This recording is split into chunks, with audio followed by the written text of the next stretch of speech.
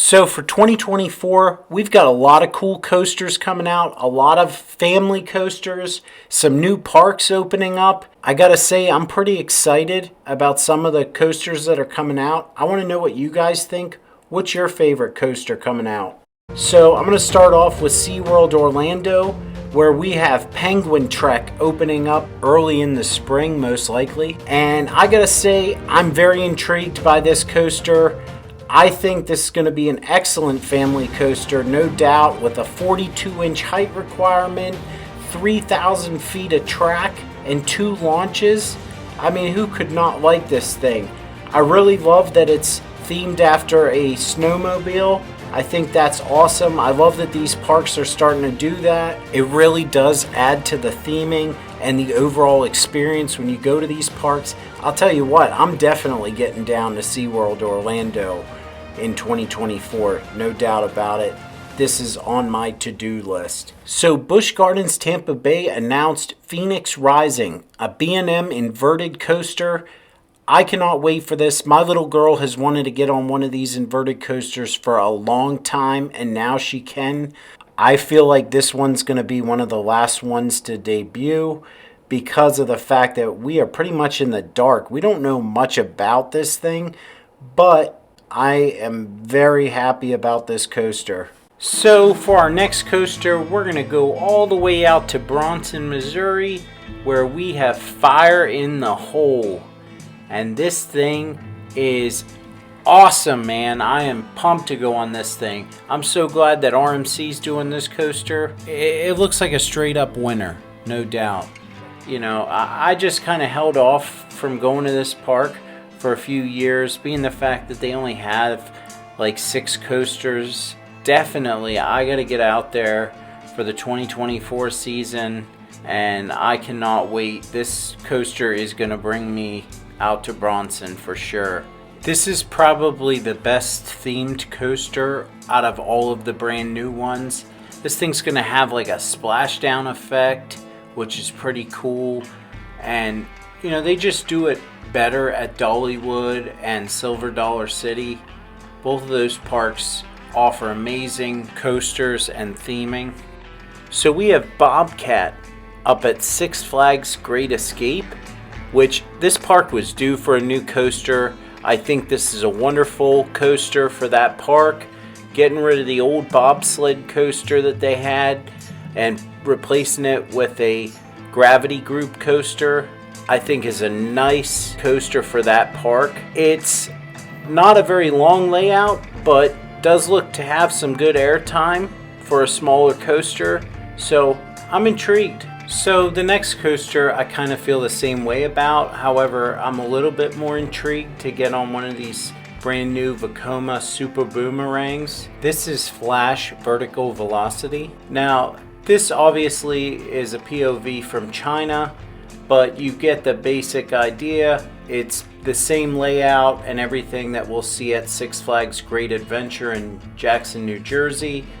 However, I just think this thing is a nightmare as far as capacity goes. I kind of think like this is going to be a coaster that is going to be like a one and done. Okay, I got on it, cool. However, I'm pretty excited the fact that they're not getting a family coaster, being the fact that pretty much every park out there this year is getting a family coaster of some sort. So that's pretty exciting. So moving on to a coaster that I've literally waited like 3 years for this thing. Finally, we're starting to see track show up to Codeland. And Codeland is located in Texas. They're going to feature 2 different coasters. I'll get into the other one soon, but this is a Vekoma tilt coaster and offering an experience like no other. I am very intrigued to get on one of these. I cannot wait to get out to Texas and try this bad boy out. It looks fun. It's like Vekoma's take on a dive coaster, and I just think their way of doing it is a little bit better than B&M's. So it looks fun though, and I'm pretty excited about this one. This is like high on my priority list for coasters that I want to try out. So the other coaster that they have to offer over there at Codeland is palindrome, and excuse me if I pronounce that wrong, but this is an awesome Gerstlauer infinity coaster, and it looks fantastic. I don't know much more about it, but it looks to go right over the highway, and that looks very intriguing. So at one of my home parks, finally we're getting a coaster at Dorney Park. It's about time. This park is long overdue for a new coaster. Iron Menace is an excellent fit for this park. I think a mini dive coaster from B&M was the best decision this park could have made.